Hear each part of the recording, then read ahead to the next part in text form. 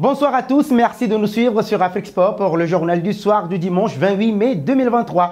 Nous l'ouvrons avec la finale allée de la Coupe de la Confédération africaine de football entre Young Boys Africans et l'USM Alger. L'USM Alger est allé s'imposer 2-1 à Dar es Salaam contre le club tanzanien des Young Africans dimanche en finale allée de la Coupe de la Confédération africaine de football. Sous la pluie et devant 60 000 spectateurs, les Algériens ont marqué en premier par l'entremise d'Aymen Mayus, 32e, et Islam Merili, 84e. Fiston Mayele avait égalisé pour les Tanzaniens 2 minutes avant le but victorieux de Merili. Le match retour de l'équivalent africain de la Ligue Europa sera joué samedi prochain à Alger. Après ça, les amis, nous enchaînons avec Samuel Eto'o. Le mandat du président de la FECAFOOT va finalement rester à 4 ans malgré la volonté manifeste du nouvel exécutif de le faire passer à 7 ans. Pour cause, la Fédération internationale de football, association FIFA, a vu d'un très mauvais œil la modification des statuts de la FECAFOOT faisant passer le mandat du président de 4 ans à 7 lors justement de l'Assemblée générale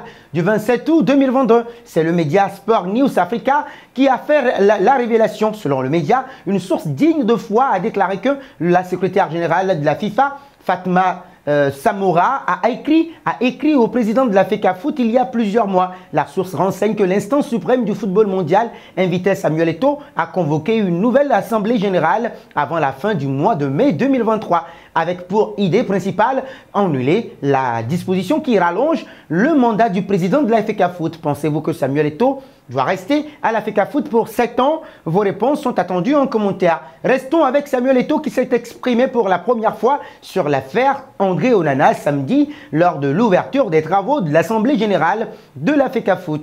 Devant l'Assemblée générale de l'instance de Tinga, Samuel Eto'o a affirmé que l'affaire n'aurait jamais dû sortir du vestiaire des Lions indomptables pour se retrouver sur la place publique. Toutefois, qu'un joueur ait une attitude et des propos qui dépassent sa pensée, cela peut arriver et cela arrive même. Il peut arriver que ce soit sanctionné par le patron de l'équipe qui est manager sélectionneur. C'est ainsi que ça se passe dans un vestiaire. Certains ont vu une opportunité et en ont fait une affaire. Ils ont créé l'affaire André Onana, a déclaré Samuel Eto'o. Entre Onana et Song, Samuel Eto'o a dû faire un choix. Il était du devoir du président de la fédération de soutenir le manager sélectionneur dans sa démarche. En pleine compétition, il fallait protéger le groupe et éviter la déstabilisation des Lions indomptables. Au bout du compte, a fait savoir Eto'o, le retour d'André Onana au sein de l'équipe nationale dépend exclusivement du manager sélectionneur. C'est lui et lui seul qui décide de la sélection des joueurs. André Onana doit-il revenir en sélection nationale camerounaise? Vos réponses sont attendues en commentaire. Comme si ce journal, oui les amis, était exclusivement dédié au Cameroun, passons à Michael Ngade. Absent de la tanière des Lions indomptables depuis septembre 2022, Michael Ngade relate sa mise à l'écart et comment cela lui est annoncé. Après sa brillante participation à la qualification des Lions indomptables lors du Mondial 2022, le défenseur Michael Ngade, contre toute attente, était absent de la liste des 26 pour le Mondial. Pour certains observateurs au regard de ses performances, le défenseur de la Gantoise à l'époque méritait bien d'être présent au Qatar. Invité de l'émission Kick-Off, le MAG sur Canal 2 International, Michael Ngade raconte sa non-convocation. Quelques jours avant la publication de la liste, le staff m'a appelé pour que je donne toutes les infos concernant la logistique, ma taille pour les tenues, etc. J'ai reçu un message sur mon téléphone 2 minutes avant qu'il ne commence la liste, à lire la liste et disant qu'on a enlevé ton nom. Toutes sortes de mensonges ont été inventés pour justifier cette non-sélection, notamment une bagarre imaginaire entre son coéquipier Zambo Anguissa et lui. Aujourd'hui, le défenseur de 33 ans poursuit sa carrière en Chine où il est titulaire et enchaîne les bonnes prestations. Aimeriez-vous revoir Michael Ngade en sélection nationale du Cameroun? Vos réactions sont vivement attendues. En commentaire, partons en Allemagne. C'est la révolution au Bayern. Malgré des débuts plutôt mitigés, Thomas Tuchel sera toujours l'entraîneur du Bayern Munich la saison prochaine. Il garde la confiance totale de ses dirigeants. Au lendemain du 33e titre d'Allemagne, de champion d'Allemagne, j'allais dire, une conférence de presse était organisée ce dimanche après-midi dans le but de faire un point sur l'avenir du club. Le président Herbert Heiner,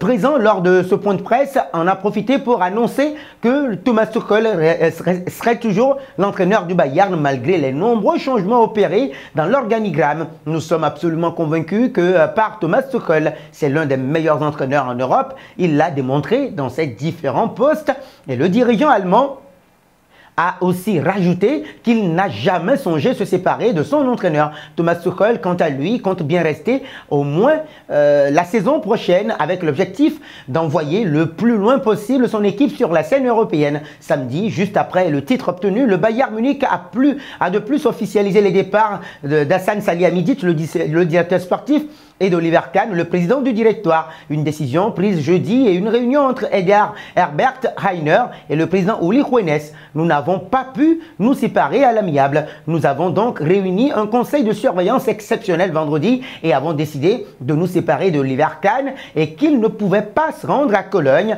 a indiqué le président bavarois. Concernant les arrivées, le président a annoncé le retour de Karl-Heinz Rummenigge dans le conseil de surveillance du club. Pour ce qui est du poste de vice-président du directoire en charge des finances, il s'est vu offert à Christian Dresten.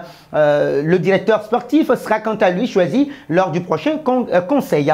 Pensez-vous que le Bayern Munich a bien fait de garder Thomas Tuchel et de licencier les autres? Vos réponses sont attendues en commentaire. Terminons avec Lionel Andrés Messi. La Pulga est devenu samedi soir le plus grand joueur des championnats européens. Un statut de meilleur joueur de l'histoire qui semble de plus en plus difficile à contester. Lionel Andrés Messi a offert le titre de champion de France au Parc des Princes, au Paris Saint-Germain, justement en permettant au club de la capitale française de revenir de Strasbourg avec le point du nul.